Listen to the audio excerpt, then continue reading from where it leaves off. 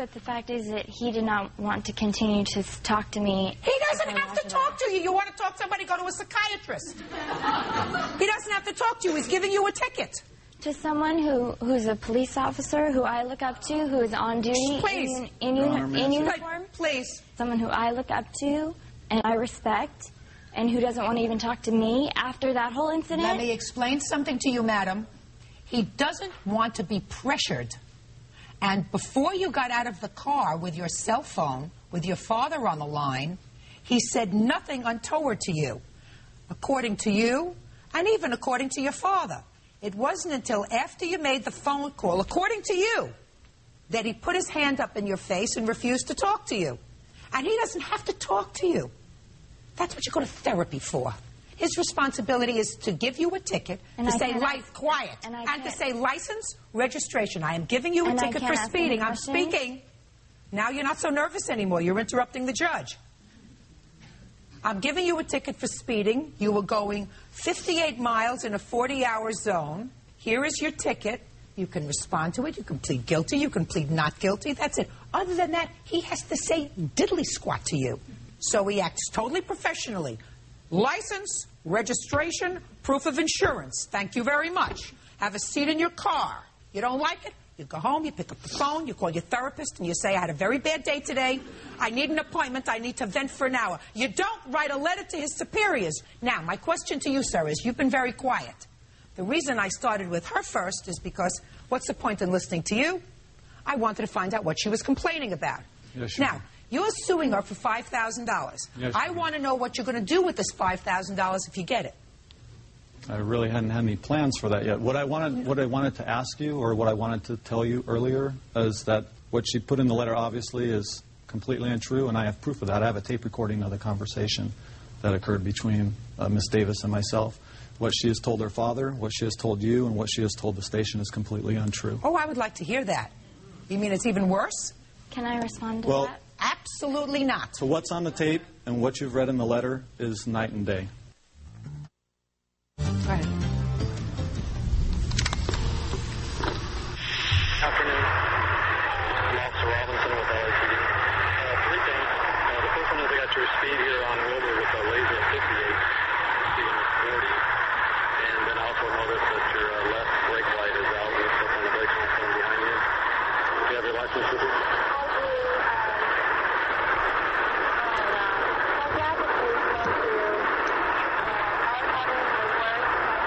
Do you have a transcript? Yes, I do. Can I see the transcript, Yes, please? Can I say something, Your Honor? Sure.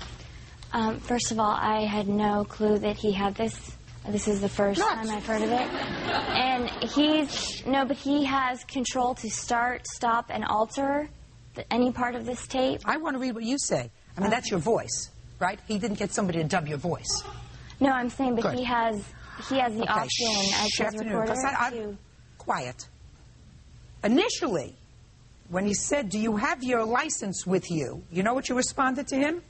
I do, which I heard there. Oh, wow. My dad's a policeman, too, and I'm having the worst time of all. Oh, wow. With my finals, I don't know if this matters at all. My dad works with you. Oh, Miss Davis, do you live on Brimer? Yes. Who is your father? Sergeant Davis. He works for Valley Traffic. He's a sergeant, too. Is he a motorcycle officer? Yes, he is. What's his first name? You say Jim Davis. Officer. Yeah, your dad's retired. I know who your dad is, but he's retired. It doesn't matter whether he's working or retired. You're responsible for your own driving. You say your vehicle is registered. What year is it? It's a 95. All right. Wait. All right. He says, do you wait right here? I'll be right with you. And then you say to him, my dad wants to talk to you for a second. I'm not going to talk and handle your phone. Why don't you go ahead and wait over there by your vehicle or in your vehicle? Can I add that he put his hand in my face and said, I'm not talking to your dad, I'm not talking to you, go to your vehicle? I'm holding a ticket book in my left hand. Just a second, so what? And a pen in my Just right. a minute. So, you have your ticket book. So, listen and to a me. pen. So, what? To me, a man in uniform, someone who works for the Los Angeles Police Department, should not be putting a hand in my face. You're a big baby. No. You're a big bad. I don't know how many times your father's gotten you out of scrapes before. This time, he couldn't, and you got annoyed, and so did he. This had nothing to do with the citation. Listen to me. Can't you get this through your head? He did nothing wrong. You did. First you were speeding, and then you tried to get out of the ticket by telling him that your father was a police officer. You did something wrong.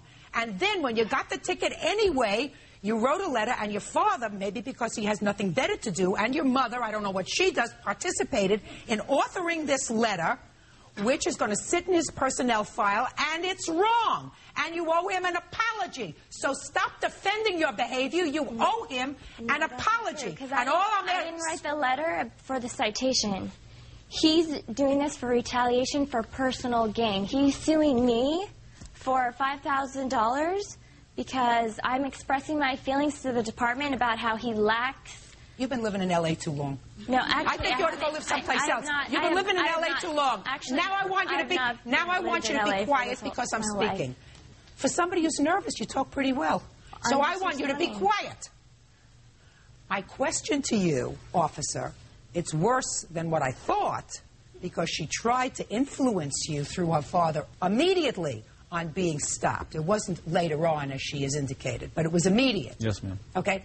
What I'm asking you, Officer Robinson, is you're suing her for $5,000. Yes, ma'am. She's got a counterclaim, ridiculous counterclaim, because for $5,000, punitive damages and emotional distress due to malicious prosecution. And she's operating in La La Land someplace. I have copies of all of my medical and psychiatric things. Listen to me. When you're... Listen. Shh. Hey, quiet. To me. You were wrong. Get it through your head. Madam, you were wrong. Your counterclaim is dismissed. All I'm asking you is, what do you plan on doing with the $5,000? Are you planning on keeping it, or is there a charitable organization through the LAPD that you would like to donate this money to?